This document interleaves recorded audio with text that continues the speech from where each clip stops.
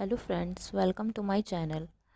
Today we discuss about the chapter which is called motion. So here we go. First we learn about the concept of rest and motion. What is rest? A body is said to be in rest if its position does not vary with respect to a given referral point as time passes. Motion. A body is said to be in motion if there is a continuous change in its position with respect to a given referral as time passes. Concept of rest and motion is related to referral change in position, so a single object can be at rest or motion same time with different referral points. If we consider a single object as referral point and consider it as rest as the absolute point, any object which is at rest with respect to that point is considered at rest, and same case with motion. In general, we consider Earth as absolute point considering it at rest, although it is in motion with respect to Sun and other planets. Now we discussed about the scalar and vector quantity. AB is a line segment of length. AB has no specified direction. AB is a scalar with magnitude I. Also, AB is equal to BA. Vector BA is not equal to vector AB as their directions are different, although they are equal in magnitude. For two vectors to be equal, both direction and magnitude should be equal.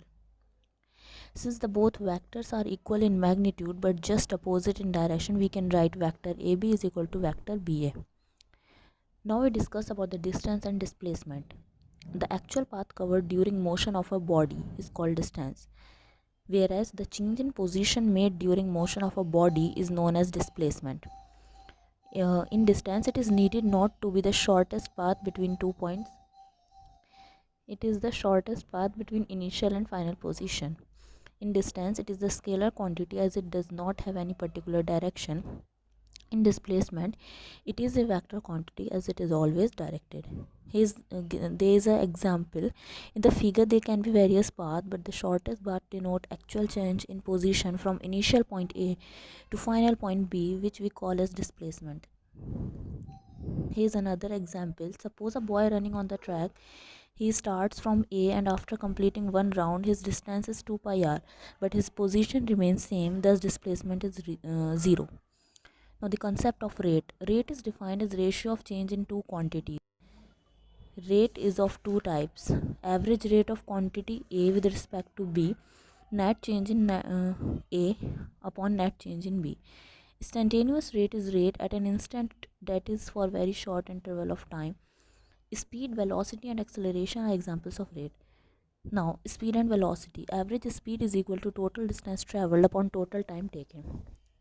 Instant speed is equal to speed during a very small interval of time. Average velocity is equal to net displacement upon total time taken. Instant velocity is equal to velocity during a very small interval of time.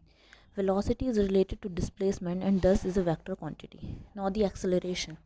Acceleration is equal to rate of change of velocity with respect to time. Same as velocity, there is a concept of instant and average acceleration. Acceleration is a vector quantity. Acceleration is related to change in velocity. Therefore, change of velocity in terms of magnitude or direction both can be regarded as accelerated motion.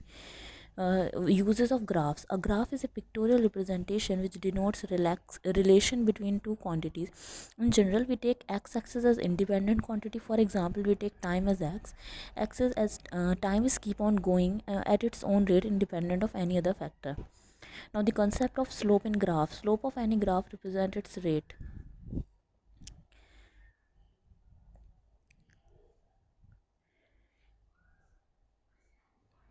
So in this video we only discuss about the motion and graphs.